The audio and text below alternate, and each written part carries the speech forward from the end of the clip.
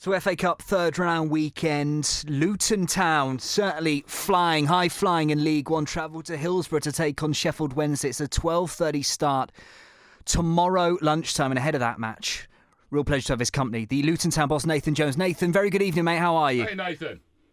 Evening. I'm very well, thank you. And yourselves? Very well, mate. So second, as I've said, in League One. Let's start on your league fortunes of late. You've almost forgot what defeat tastes like, don't you? You must be absolutely delighted with the momentum you've got behind you at this moment in time. Yeah, look, I don't think you ever forget what defeats taste like, because you're only a game away from it at times and things. But no, look, we're in very good form. Performances are very good as well, which is the pleasing thing. So it's not like we're nicking wins or anything. We've been in good form, and we're very pleased with that. You know, we work very hard on our style of play and certain things. And I said at this point in time, we're in very good form. Now, I'll ask you the classic question, because it is the classic conundrum for football managers, is that momentum is wonderful. Does an FA Cup game get in the way of that, or do you see that as a real positive, useful weapon? No, look, I don't think it's just momentum is with us at the minute. I said we're playing well. So, yeah. You know, at the minute, as long as we continue to do that, then it doesn't matter what game. Now, tomorrow's going to be a very, very difficult game against a resurgent Sheffield Wednesday, if you like. It probably would have been slightly easier game 2 to 3 weeks ago, but I think Lee Bullen's done a wonderful job there in steadying the ship and so on. And they're a different proposition now, but be under no illusion, they're a championship side with real good championship players. So we know the task ahead of us. It's been a busy week at Hillsborough, isn't it, with Steve Bruce being appointed the new boss at Wednesday. He'll take full charge on the 1st of February. Steve Agnew and Stephen Clement's in charge until then. But as you've rightly said, Nathan, Wednesday have been going very well under the interim charge of Lee Bullen. 4 unbeaten, and you know the severe task you're going to face tomorrow lunchtime. Of course we do. And look, when we come up against any championship side, they're in the championship for a reason, whether they've newly promoted, whether they've come down from the Premier League, or they are sort of perennial championship side. We know it's going to be difficult because of the quality needed to be a championship team and a player. So we're under no illusions. But look, it's a great opportunity for us. You know, it's a wonderful opportunity to test ourselves against the higher league. We want to be there. So it's a wonderful test. It's a wonderful gauge. We did it last year as a League Two side against some championship side and against the Premier League side in Newcastle. And we relish these occasions. Plus, they're good gauges, you know, and we always like testing our environment. Is it the kind of game that you consider approaching any differently from the way that you would, you know, in your own division? Because, of course, as you say, there is a gap there, but you've got a way that you like to do your business. Yeah, look, we won't approach it any other way. And to be honest with you, you know, with the way things are going lately, you know, the Championship is becoming a mini Premier League. League One's becoming a mini Championship, because you only got to look at the sides that we've come up against, you know. Our games now, we just played Barnsley, we play Sheffield Wednesday, we play Sunderland, we've got Portsmouth coming up. I mean, there ain't too many, you know, bigger championships. A few years ago, that's a different table, isn't it? Exactly right. Exactly, and look, our sort of our baptism into League One was Portsmouth away, was Sunderland, was West Brom in the Carabao Cup. So we're well used to playing these big games, and it's a wonderful gauge. And tomorrow, you know, there's a romance in the FA Cup. It's a wonderful competition. Hillsborough's a wonderful historic ground for good and bad reasons. We know. But when I was growing up, Hillsborough was always a ground that was a semi-final venue, and I remember some of the games there. And I said it's a wonderful place to go. I mean, I think you've got over 4,000 Hatters fans following you up there tomorrow lunchtime. What a brilliant following you'll have, and they'll make sure they're heard, won't they, Nathan? They will, and it's a shame we couldn't get any more, because we would have sold more. I mean, we took 7,500 to Newcastle on a far more distant trip, so we would have loved to have got some more, but 4,000 Hatters don't have to make some noise. So we're hopefully we're going to give them a good day out. And what they do have is they follow us in big numbers, and you know, since I've come here, I feel we've given them a side that they can get behind. So it's always a good away day, you know, whatever happens. I promise we'll allow you to copyright, Nathan, what you're about to say, but give us the secret behind your progress over the last 18 months, 2 seasons especially, because of your promotion last season, now second in League One. What has been centrally behind it? What's the secret? I don't think it's cliched, and everyone says, look, it's hard work. But it's a process. When I first came in, we set in place, processes. We have a real good board, real good people right throughout the club. We united the football club.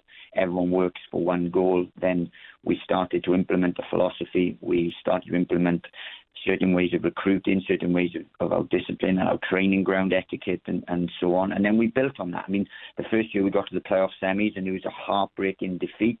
But 11 o'clock the next morning, and I didn't go to bed till gone 5 in the morning with sheer disappointment and Guinness in my blood. But 11 o'clock we were planning, the next year, and then we learned from those errors. We got promoted, and then we were always recruiting and sort of planning for this level, because ultimately within a certain time scale we wanted to be a championship club. So in the time that I came in to the time that, God willing, we will be a championship club, there's been a constant process, and that's what it is. And then coupled along the way, plenty of God's will, a load of hard work, and a lot of good people who are very good at what they do. I don't know any Guinness's third anniversaries, but I don't know if you noticed, the 6th of January, Sunday, three years since you decided to take on the challenge of becoming a manager after leaving Brighton. Are you where you wanted to be? Exactly. I mean, we are, we could have gone up a year earlier than was originally planned, but I don't think we would have been as equipped to do well as we were now. So on a terms of a time scale, from when I met the board and from when we set out certain plans, we are bang on schedule. And with a hopefully with planning permission coming up, which is vital.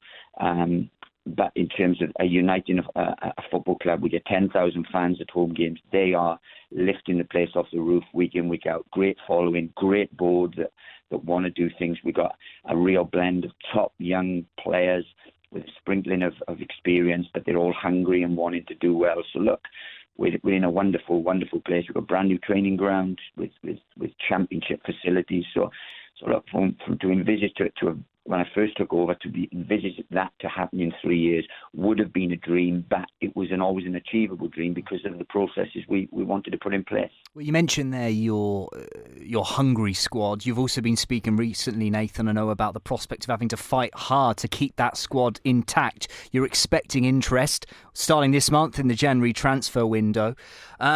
How difficult is that challenge to face for you because of the progress you're making and how you feel the championship is attainable, but at the same time, if there's interest from big clubs in your players, how do you play that? How difficult a balancing act is that? Well, look, it has been difficult in the past and so on, but what we have now is a group of people, and I'm not just talking about the players, I'm talking about their advisors, their families, that believe in what we do. They believe that their players in a wonderful place. When we get calls that players want to come to Luton because of the work that we do and the way that the direction the club's going. And we have players that believe in the process. Now, if something comes in that's actually unturnadownable, I don't think that's a word, but I've just made it. No, it's fine, you use it. We know it's what fine. you mean. Yeah. We know exactly. Bounce back ability, Stuart Pearce, you got the new one. Yeah. Then, as we've seen with Neymar and Ronaldo, everyone's for sale. But right now, it would take something ridiculous to get anything out of our football club, because we want to achieve something. We want to achieve something with this group of players. We've worked hard to get them, to improve them, and to get them to buy into everything. So anyone that wants to, anyone covets and wants to get our players, look, they're welcome to try, but it will take a lot of money. It will take a lot of persuasion, and they have to have a better process and a better environment than we have, because our players do actually, there's a real honesty about them, and they want to develop. They want long careers, and we feel we're putting them on the right path. Interesting to see as well that you've got some newish experience along your side. If you pardon, that's a sort of a mixed oxymoron as well, isn't it? But Steve Ratter comes in. Steve Ratter, of course, what experience that fella had. Loads in the FA. He's coached around the world as well. Was that important to have someone alongside you like that again? Well, one thing he hasn't brought is any charisma to the club, because he's probably one of the most boring individuals I've ever met, but very good at what he does. He really did well at the interview, I imagine, then, yeah. Yeah. It's lucky I knew him. But no, look, when I took over, I was very aware that I was a young manager and learning. I'm very passionate. I'm very impulsive, and sometimes you need, that experienced head for the initial sort of 2 years. I had Paul Hart with me, who's a real mentor to me, and someone that thinks alike, someone we speak openly. We have regular heated discussions and fights, but he's one of my best friends, and I needed that on my shoulder. Then obviously he left because of certain family sort of issues, really, well, not issues, but family commitments that he couldn't commit to us what he needed. And then I wanted that type in. Now Harty's a total individual. There's not many like him around the place. Not many is miserable. Not many is experienced. Not many is as close to me. But I wanted to tick those boxes again. And I'd known Steve for a long time. He was based in the Oval, and I spent 7 years there. So I needed that type. I've got a wonderful Spaniard with me who's Joaquin Gomez, who's an innovative coach that's hungry, that again is similar to me. So we just needed that calming influence around us, and you can't get any more calm than Steve Rutter at the moment. Nathan, real pleasure, and thank you for your company tonight, mate. Best of luck tomorrow. Best of luck tomorrow. Thank you very much. Appreciate it, and have a good evening, fellas.